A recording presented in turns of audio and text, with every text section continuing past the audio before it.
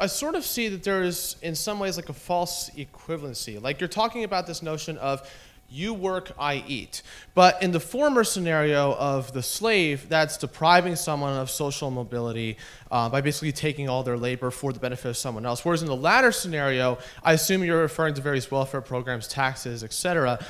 So take the first one. You're talking about the fact that in slavery, you're saying, there's an open ripoff. One guy's stealing from another, taking in a sense his hard-earned labor. And where's the analogy with the welfare state in which people are being given certain guarantees? Well, the analogy is like this. In the plantation, the slave owner, who's the master, is using force to compel another guy to work against his will and taking the fruit of his earnings.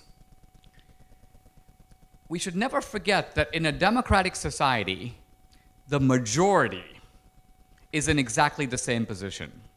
In other words, in a democratic society, imagine if there are 100 people in a room, in this room, and we take a vote, and let's say our vote is this. Here's a hardworking guy, and our vote is 95 to 1, right, to take his savings and distribute it among all of us.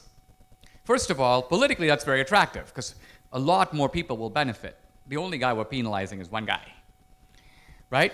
So this was the FDR-LBJ model. The FDR-LBJ model was like this. The Democratic Party has to get to a majority in order to perform the ripoff. To get to a majority, we need votes. So let's get these ethnic constituencies. Notice that, by the way, the Democrats never try to persuade these ethnic groups individually. They don't go black guy by black guy and say vote Democratic. The whole idea is to get them all to do it. Let's get them as a group, okay? And the effect is exactly the same. You've got some other guy who doesn't want to pay. That's the key thing. He wouldn't give voluntarily. That's why you have to tax him. That's why you've got to extract the money out of him by force, because he's not willing to part with it. It's his own earnings. He's going to try to hold on to it. You have to take it.